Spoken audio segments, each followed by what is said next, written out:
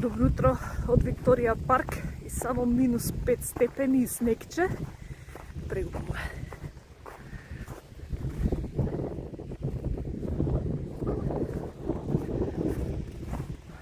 Ќе кажам збор два за сообраќајните прекршоци тука.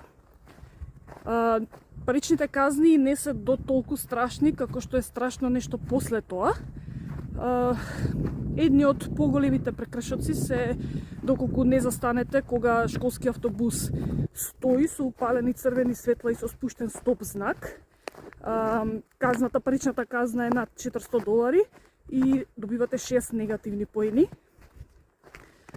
Се смета за тежок прекршок затоа што ја загрозувате безбедноста на децата. Значи се застанува од двете страни и од едната и од другата страна не смеете да поминете.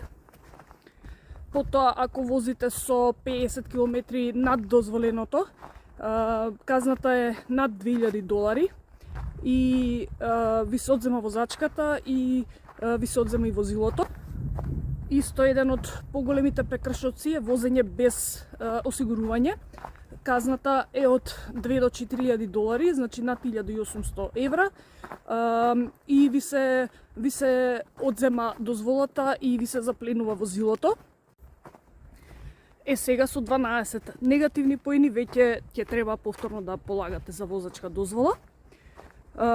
Нешто што ние не го знаевме пред да дојдеме тука е тоа дека ако донесеме доказ од осигурителните компании дека немаме прекршоци во земјата од која што доаѓаме, добиваме помало осигурување. Сега, што е полошиот дел? Тука возило се регистрира на 2 години, а осигурувањето го обновувате секоја година. Со правење на прекршоци ви се зголемува осигурувањето. Може да дојдете и до момент кога никој нема да сака да ви даде осигурување. На почетокот, кога Жарко ја купи првата кола, затоа што беше само он тука, осигурувањето беше околу $3000, значи околу 2000 и нешто евра.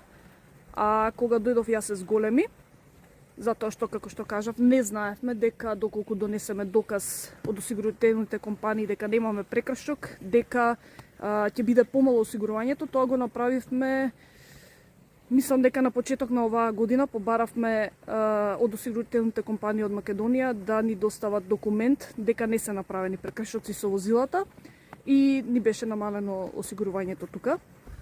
Значи со секој прекршок што ќе го направите, вас осигурувањето ви оди нагоре.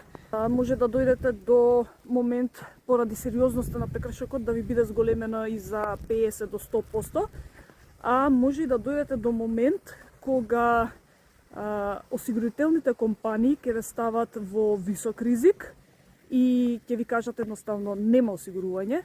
Значи нема да сакаат да ви дадат осигурување затоа што сте шофер од висок ризик, не ги почитувате сообраќајните правила. Тогаш може да се обратите во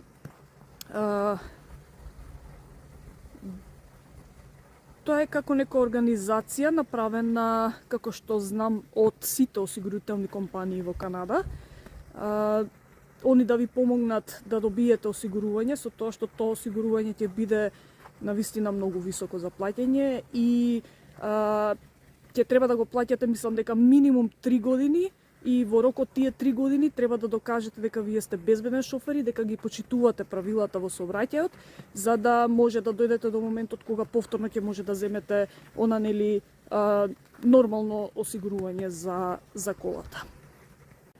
Едноставно е, возете безбедно, почитувајте ги сообраќајните правила, со тоа не само што се грижите за вас и за вашиот живот, туку се грижите и за животот и безбедноста на сите околу вас.